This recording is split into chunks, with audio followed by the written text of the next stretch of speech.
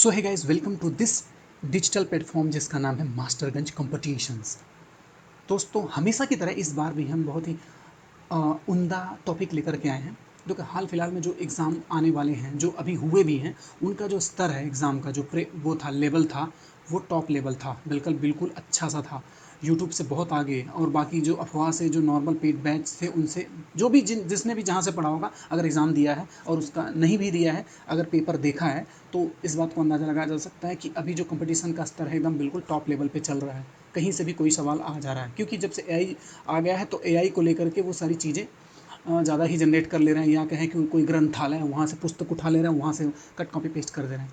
तो हम उतना तो नहीं कर सकते, लेकिन अगर इनकी जो एग्ज़ाम्स के जो पैटर्न हैं, इनके एग्ज़ाम को जो पैटर्न्स हैं, इनको अगर हम देखें, इनके पीवाईक्यू को करें, या फिर वो जो अभी हाल फिलहाल में जो परीक्षाएं हो रही हैं उनको अगर हम देखें, तो उसके आसपास इर्द गिर्द हमारी नॉलेज का जो वो है वो दिख जाएगा आपको। ठीक है, तो अभी हाल फिलहाल में बहुत सारे बच्चे जो जूनियर असिस्टेंट के लिए बहुत परेशान हैं बेचारे, जूनियर असिस्टेंट्स, जो इनका एग्ज़ाम है 5512, जिसके बारे में हम जानते हैं, आप भी जानते होंगे। साथ ही साथ इसके स्टेनो का भी पोस्ट आता है। ठीक है, स्टेनो का भी है, इसमें भी और भी एग्ज़ाम है, यूपीडब्ल्यूएससी के थ्रू और भी एग्ज़ाम है, अधीनस्थ सेवा चयन आयोग है, इसके अलावा और भी एग्ज़ाम है, कई सारे एग्ज़ाम हैं। ठीक है, तो उन एग्ज़ाम में भी जहाँ हिंदी मेंशन है अच्छे से, उसका लेवल बहुत ही स्टैंडर्ड है, हाई है। ठीक है, तो उस टॉपिक को करने के लिए हमारे पास बहुत सारे रिकमेंडेशन डिमांड भी आई है कि सर एक बार इस चीज़ को देखो, क्योंकि आप हिंदी को थोड़ा अच्छे से पढ़ाते हो या समझाते हो, क्योंकि आपकी हिंदी अच्छी है। वो लोग कहते हैं, मैं नहीं मानता इस चीज़ को। तो बोले कि सर एक बार आप इस चीज़ को देखें, थोड़ा सा स्टेनो के अलावा भी कुछ चीज़ों को देखें।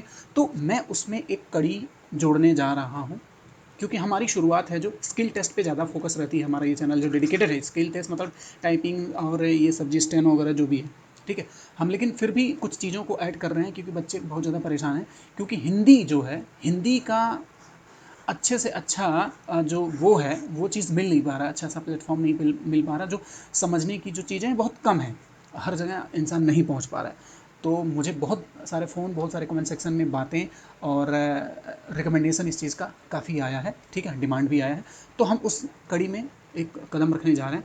जैसे एक टॉपिक अगर हम बात कहें, ये जो स्टेनो, अच्छा मैंने इरेज कर दिया। ठीक है, जो जूनियर असिस्टेंट है और स्टेनो है, ठीक है, इसमें हिंदी का सिलेबस है 30 मार्क्स का। ठीक है, हिंदी परिज्ञान एंड लेखन योग्यता। ठीक है, तो इसको करने के लिए पहले पीवाईक्यू तो देखोगे ना भाई। पीवाईक्यू नहीं देखोगे तो कैसे पता चलेगा क्या लेवल है, क्या स्टैंडर्ड है। सिलेबस देख करके तो, उसमें सिलेबस में डिटेल में जाकर के, डीप डीप में तो जाकर के कुछ चीज़ें बताई नहीं गई हैं। उसमें तो यही लिखा है ना कि जैसे लिखा है, उम्मीदवारों से हिंदी भाषा का ज्ञान तथा उनसे समझ लेखन की योग्यता के परीक्षण हेतु प्रश्न पूछे जाएंगे। ठीक है, यह प्रश्न पत्र माध्यमिक शिक्षा परिषद उत्तर प्रदेश की इंटरमीडिएट परीक्षा के स्तर का होगा। आपको लगता है कि इंटरमीडिएट के स्तर का होगा? इंटरमीडिएट में ऐसे बहुत सारे सेक्शंस हैं जो हिंदी का अच्छा लेवल है। ठीक है, तो जो कंपटीशन वाला चीज़ है वो बहुत ज़्यादा टफ लेवल पूछ रहा है। तो मेरा कहने का मतलब है, इन शॉर्ट में समझाने की कोशिश करो कि हम भी इसमें कदम कूद रहे हैं बच्चों के डिमांड पे। ठीक है, अब हम सीरीज बाय सीरीज लेकर के आएंगे। ठीक है, सीरीज बाय सीरीज। सबसे पहले हम पीवाईक्यू को देखेंगे। कई हज़ार पीवाईक्यू हम करा देंगे आपको इसी से ही। ठीक है, कई हज़ार हज़ार पीवाईक्यू करवा देंगे हम बार बार आपको, लेक्चर के माध्यम से, या यूँ कहें कि लेक्चर 1 2 3 से लेकर के बहुत सारे करवा देंगे। जितने भी यूपीडब्ल्यूएससी के एग्ज़ाम हुए हैं जिसमें हिंदी को अच्छा खासा माना गया है, उसको भी हम करवा देंगे। इसका विशेष ध्यान रखेंगे आप सभी के लिए। ठीक है, सब कुछ कराएंगे जिसमें स्टेनो का पूरा रिटेन अच्छा चला जाए, जिसमें करीब से, ताकि आपका जो कट ऑफ आसानी से आप क्वालिफाई कर जाएं। ठीक है, सिलेक्शन हो जाए, क्योंकि इतना मेहनत करने के बाद, इतना स्किल तैयार करने के बाद बच्चे के अगर इन सब मार्क्स की वजह से रह जा रहा है, तो बहुत बहुत नाइंसाफ़ी होगी, कदापि बर्दाश्त या माफ़ नहीं किया जाएगा, हलक से ज़ुबान खींच ली जाएगी। ठीक है, जोक्स अपार्ट, हम तो अब इस बारे में चर्चा करते हैं। कुछ एक विशेष टॉपिक हैं जिनको हम देख लेते हैं। बहुत सारे एग्ज़ाम आते हैं, तो अब अगर मान लीजिए शुरू कर रहे हैं हिंदी को, तो पूरा देख लेंगे, एक कॉम्प्रिहेंसिव स्टडी कर लेते हैं। तो जैसे कुछ टॉपिक मैंने इधर इधर उधर से, ये वो यूथ कंपटीशन टाइम्स की एक बुक है, वहाँ से कट कॉपी पेस्ट किया है। जैसे ये है उत्तर प्रदेश के अधीनस्थ सेवा चयन आयोग का, जो हम बता चुके हैं आपको, ध्वनि हिंदी, ये सब सारे टॉपिक्स जो हमने बताया है आपको, ये भी आएगा, देख लीजिए, आप इसको देख सकते हैं, स्क्रीनशॉट ले सकते हैं, जो भी है। पढ़ के क्या सुनाऊँ, इसमें टाइम ज़्यादा हो जाएगा। ठीक है, ये सारे टॉपिक हम कवर करेंगे। कहीं ना कहीं आपके यूपीडब्ल्यूएससी के एग्ज़ाम्स में ये पूछे जाएंगे। अगर इसके किए बिना आप जाते हैं तो वही भाई परेशानी का सामना करना पड़ेगा, क्योंकि आपका एक साथ इतना करना आपको बहुत फ़ायदा करेगा। आप रूबरू रहेंगे उस क्वेश्चन से जहाँ आप ये सब चीज़ें पूछी जाएंगी टफ से टफ। ठीक है, जैसे अगर देखें कुछ परीक्षाओं की सूची में हमने बना रखा है, जैसे ये देख लीजिए आप। यहाँ से शुरू करते हैं। ये पेट का है, पेट का कुछ एग्ज़ाम पेट भी होने वाला है 25 का, उसमें आएगा। ये भी था एग्ज़ाम था, ये कनिष्क जो अभी हम बता रहे थे इसके बारे में, ये भी बताए हैं, ये बताएं, ये भी है, ऐसा भी आएगा, ये भी आएगा, ये भी आएगा, ये भी आएगा, और नक्शा सारा हो सकता है, कोई दिक्कत नहीं। सब में अगर देख लेंगे तो आपको नुकसान नहीं करेगा। लोअर के भी कुछ परीक्षाएं हैं, तो बहुत सारे फॉर्म आए हैं। करीब सहायक का भी फॉर्म आया है, 2023 वाले पेट से भी कुछ फॉर्म आए हैं। 22 का तो चल ही रहा है, 22 का तो आने वाला ही, 22 का तो चल ही रहा है, 5512 इसमें भी बहुत सारी परीक्षाएं होने वाली हैं। तो सबको हम बारी बारी से करेंगे, थोड़ा सा टाइम लगेगा लेकिन हम पूरा अच्छे से कर देंगे। और इसका बहुत फ़ायदा होने वाला है आपको। एग्ज़ाम में आपको ज़रा सा भी प्रॉब्लम नहीं होगी। आप इतना क्वेश्चन से रूबरू हो जाएंगे, हैबिचुअल हो जाएंगे, आपको बिल्कुल मज़ा आने लगेगा, कहेगा कि वाह मास्टर ने क्या कराया है। तो इसका साफ साफ स्पष्ट एक ही बात है कि आप हमसे जुड़े रहें। अपनी जो भी बातें हैं, अपनी क्वेरी है किस तरह से कैसे किया जाए, हम वीडियो के लेक्चर पार्ट्स में लाते रहेंगे। आपको जो उसमें कमी या ऐसा कुछ लगेगा कि इसमें मास्टर ज़्यादा टाइम ले रहे हैं, इसमें आप कम ले रहे हैं, वो चीज़ हमें बताते रहेंगे। उस हिसाब से हम तब्दीली या संशोधन करते जाएंगे। ठीक है, तो जुड़े रहें हमसे। तो शुरू करते हैं आज का पहला लेक्चर। हाँ, तो आते हैं इस बात पर, इस टॉपिक पे आते हैं। जैसे ये है, हम ध्वनि एवं हिंदी वर्णमाला का वर्णक्रम। वर्ण मतलब किसी भी भाषा, ठीक है, किसी भी भाषा की सबसे छोटी सी इकाई क्या होती है? वर्ण। ठीक है, इसी से मिलकर क्या बनते हैं? अक्षर। अक्षर से मिलकर क्या बनते हैं? शब्द। शब्द से मिलकर के क्या बनते हैं? वाक्य। वाक्य से क्या मिलते हैं? गद्य। मतलब एक वाक्य से मिलकर के एक पूरा भाषण, स्पीच या गद्य बनते हैं। ठीक है, इसी तरह धीरे धीरे बहुत सारी बातें आगे। फिलहाल हम चलते हैं इस पर। री एग्ज़ाम हुआ था। देखिए, डेट पे मत जाइएगा, अगर कोई एग्ज़ाम हो चुका है तो उससे आपको एक आइडिया और अंदाज़ा लग जाएगा, क्योंकि जिस हिसाब से पेपर एग्ज़ाम में पूछे जा रहे हैं क्वेश्चन, हिंदी के ही भी या किसी के भी, तो बहुत ही दुखदाई होने वाला है। अगर अभी से उस स्थिति से, उस गली से गुजरे रहेंगे तो अब सारी चीज़ें आपको याद रहेंगी, किस तरह से कहाँ से क्या क्या करना है आपको। ठीक है, वक्त न ज़ाया करते हुए हम चलते हैं अपने प्रश्न नंबर 1 पर। निम्नलिखित में से अंतस्थ व्यंजन कौन से हैं? ठीक है, A option, B option, C option, D option. आप पढ़ते जाइएगा, हम पढ़ेंगे तो ज़्यादा टाइम लगेगा। तो साफ साफ दिख रहा है आंसर ए ही है। ठीक है, दिए हुए प्रश्न में अंतःस्थ व्यंजन विकल्प ए में है। ठीक है, य र ल व। अंतः मतलब अंदर की ओर, अंदर की ओर होने वाले। ठीक है, देख लीजिए अंतस्थ में य से अंदर की तरफ खींच रहे हैं, य र र र र, मुंह खोले हुए हैं, उसमें जीभ का ज़्यादा इस्तेमाल नहीं कर रहे हैं। य र ल व। ठीक है, समझ में आ रहा है? ये मेरा खुद का पढ़ाने का तरीका है, आपको जो आता है वो आप उस हिसाब से उसको एडजस्ट कर लीजिएगा। ठीक है, दूसरा प्रश्न है, बोलता है किस व्यंजन के उच्चारण में जिह्वा तालू से नहीं टकराती है? ठीक है, आप एक बार अंदाजा लगा लीजिए।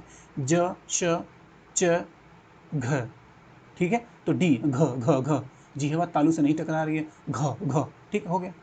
तो घ जो व्यंजन उच्चारण में जिह्वा तालू से नहीं टकराती है।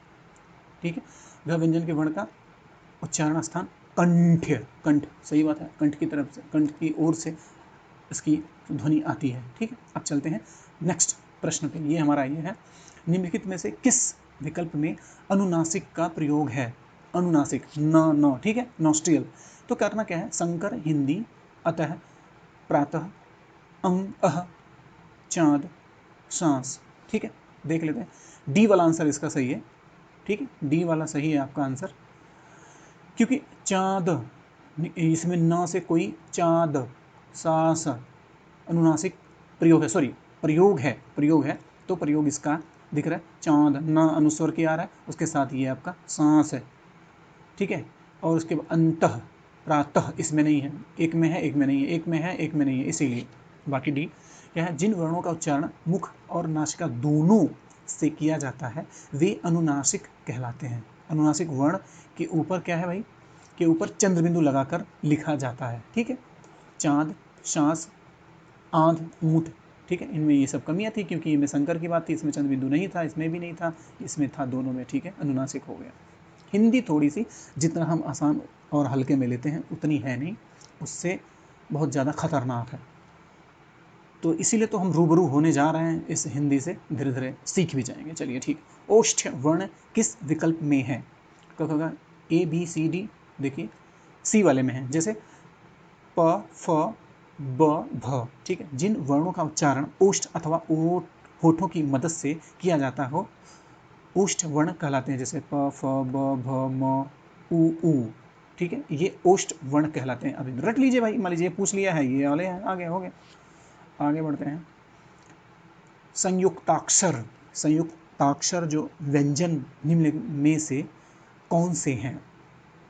संयुक्त, उसके साथ क और श दोनों मिक्स करके यह हो गया, और त और र मिल करके त्र बनाए हैं, ग और य मिल करके ज्ञ बनाए हैं, और श और र मिल करके श्र बनाए हैं। साफ साफ दिख रहा है। ये वाला इसमें भी देखिए नहीं है, ये वाले, ये पूरी सीरीज ही दिख रही है। ठीक है, तो आप इसको समझते जाइएगा। मेरा काम है इशारा करना, वैसे पीडीएफ में लिखा ही हुआ है, लेकिन आपको ध्यान देना है। ठीक है, तो अगला हमारा क्या है? अगला है हमारा, अच्छा इसका एक्सप्लेनेशन देख लेते हैं। दिए गए व्यंजनों में से श, त्र, ज्ञ, श्र संयुक्ताक्षर व्यंजन है। संयुक्त व्यंजन दो या दो से अधिक व्यंजनों के मेल से बनते हैं। मैंने बता दिया है पहले ही से आपको। क्षत्र कैसे बना? क और श, इसके साथ मिलकर त्र कैसे बना? त और र का। ग कैसे बना? ज और य का। और श कैसे बना? श का और र का। ठीक है, अब चलते हैं नेक्स्ट क्वेश्चन पे। भाषा की सबसे छोटी इकाई, जिसके बारे में हम पहले से चर्चा करें, वर्ण। ठीक है, भाषा की सबसे छोटी इकाई वर्ण होता है। पदबंध से छोटी इकाई पद शब्द, और उपवाक्य से छोटी इकाई पदबंध। भाषा की सार्थक इकाई वाक्य। ये छोटा मोटा डेफिनेशन देख लीजिएगा, आप लोगों के काम आएगी। ठीक है, मैंने जो बताया था पहले ही था बस। अब आते हैं इसके जो नेक्स्ट 7वें प्रश्न, उस तो प्रश्न है ये 7वां नंबर, निम्न में से कौन सा समूह सही नहीं है? नहीं पूछ रहा है। ठीक है, तो ओष्ठ, हाँ ऑप्शन ए देख लीजिए, बी देखिए, और सी देखिए, और डी देखिए।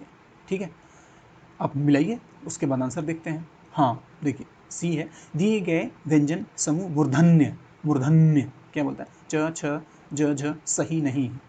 ठीक है, व्यंजन समूह क्या होता है? च छ ज समूह तालव्य वर्ग में आता है। च से शुरू करते हैं, ये जो जीभ है आपकी, जिह्वा है जो, वो आपके तालु से सट के आती है, इसीलिए इसको तालव्य बोलते हैं। बाकी आप किसी का भी देख लीजिए, जैसे ये हो गया प, म, भ, ब, भ, दोनों होठ सट रहे हैं, कंठ है, क ख ग घ, ये दोनों कंठ से निकल रहे हैं। मूर्धन्य आगे चे चे चे चे छे। ठीक है, न र ल स। ठीक है, ये सारे हैं। नेक्स्ट क्वेश्चन पे जाते हैं। आप इसको जब पढ़ेंगे आपको समझ में आ जाएगा। ठीक है, आइए देखते हैं। कंठ से उत्पन्न होने वर्ण। ठीक है, कंठ से उत्पन्न होने वाले वर्ण। वर्ण क्या है भाई, देख लेते हैं। बोलता है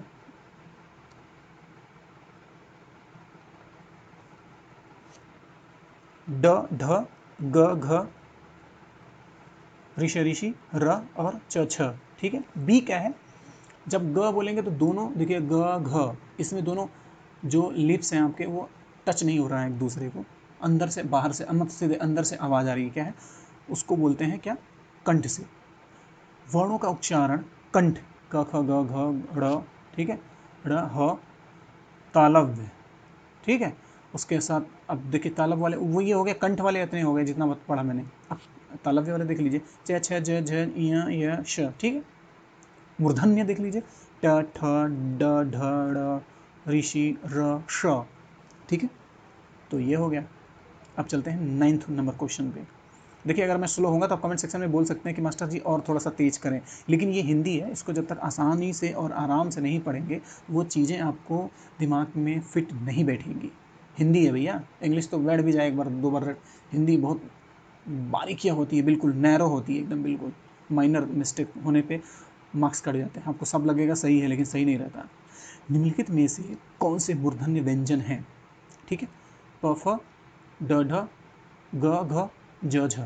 ठीक है, तो इसका आंसर है बी, ड ढ। मूर्धन्य की बात हो रही है। दिए गए विकल्पों में मूर्धन्य व्यंजन ड ढ हैं। मूर्धन्य व्यंजन ऐसे व्यंजन होते हैं जो जिह्वा द्वारा वत्स्यर क्या है? हाँ सही है, वत्सर्य कटक और कठोर तालु के बीच उच्चारित होते हैं। क्या बात है, ठीक है, कटक, कठोर और वत्सर्य तालु के बीच उच्चारित होते हैं। जैसे इसमें ट, ठ, ड, ढ़, ढ़, ढ़, श और ण मूर्धन्य व्यंजन है। कठोर आप समझ जाइए, ट से टमाटर, ठ से ठठेरा, ड से डलिया, ड से ढड़ ढड़ पढ़ना वाला है ये, पढ़ना। और पेड़ वाला पेड़ है, और यही वही है। और भाषा वाला श है, अड़ा है, अड़े है, जैसे गुणा, गुणा वाला है। ठीक है, समझ गए। मास्टर के उच्चारण पे मत जाना, बस देखो काम की बात बता रहा है, उस पर फोकस करना। ठीक है, अभी बहुत सारे प्रैक्टिस होने वाले हैं, बहुत सारे हैं, आप बल बाकी देखते जाइए बस। ठीक है, चलते हैं नेक्स्ट प्रश्न पे, 10वां। इसमें बोलता है नीचे दी गई तालिका में अशुद्ध मेल कौन सा है? ठीक है, अशुद्ध मेल क्या है? वर्ण दिया है और प्राणतत्व की मात्रा के आधार पर दिया है, श्वास कंपन के आधार पर, उच्चारण स्थान के आधार पर। क्या बात है? ऑप्शन ये है ड, सघोष, अल्प प्राण, मूर्धन्ना, मूर्धा।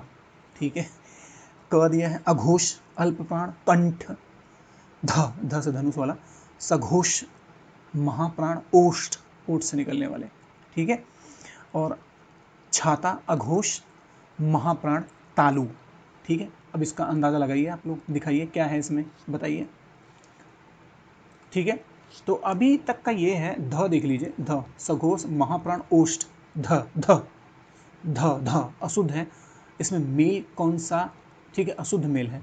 ओष्ठ, ओठ से निकल रहा है, ध नहीं, ध, मुंह खोल के भी ध बोल सकते हैं। ध से धनुष, होठ खुले रहे, मुंह से लार टपकता रहे, तभी हम बता सकते हैं कि हाँ ध ध ध ध ध, तदिक ध ध ध ऐसा बोलते हैं बस। ठीक है, तो आइए एक्सप्लेनेशन पढ़ते हैं। सी क्या है प्रश्न तालिका में? विकल्प सी अशुद्ध मेल है। ज्ञातव्य है कि ध वर्ण का उच्चारण का स्थान ओष्ठ न होकर दंत है, अतः विकल्प सी अशुद्ध है। सीधी सीधी बात है, और ज़्यादा उसमें क्या सोचना है। अब आइए देखते हैं, बोलता है जब स्वरों के उच्चारण में ध्वनि मुख के साथ साथ नासिका द्वार से भी निकलती है, उस अनुनासिकता को प्रकट करने के लिए निम्नलिखित में से किसका प्रयोग किया जाता है? ऑप्शन ए है अनुस्वार बिंदु, रेफ, नुक्ता, चंद्र बिंदु। ठीक है, चंद्र बिंदु की बात अभी इसके पहले कुछ क्वेश्चन में हुआ था। अंदर से निकल रही है भाई, ध्वनि के मुख के साथ साथ नासिका द्वारा, अनुस्वार भी आ रहा, अनुनासिक की बात है, तो यही है ना से। ठीक है, आइए देखते हैं उसके बारे में, पढ़ लेते हैं थोड़ा। बोलता है जब स्वरों के उच्चारण में ध्वनि मुख के साथ साथ नासिका द्वार से भी निकलती है, उस अनुनासिकता को प्रकट करने के लिए निम्नलिखित में चंद्र बिंदु का प्रयोग किया जाता है, इसको ऐसे दर्शाया जाता है। ठीक है, मुझे नहीं लगता कि बहुत ज़्यादा इसमें अभी कोई सोचने समझने और गुस्सा होने की या ऊटपटांग कुछ लिखने की आवश्यकता है। ठीक है, अगला चैप्टर है कौन सा? विराम चिन्ह पर आधारित है। विराम चिन्ह पर आधारित है, इसको भी देख लेते हैं हम लोग। ठीक है, पहले एक छोटा सा पार्ट आप सभी के समक्ष इसको पेश करते हैं, आप लोग इसका अच्छा सा रिव्यू देंगे। ठीक है, फ़ोन करके कमेंट सेक्शन में या जैसे भी करके आप बताएंगे, फिर नेक्स्ट पार्ट अपलोड किया जाएगा। ठीक है, नेक्स्ट पार्ट के लिए हमसे जुड़े रहें। Thank you for watching this video, and please like the video and share and subscribe the channel.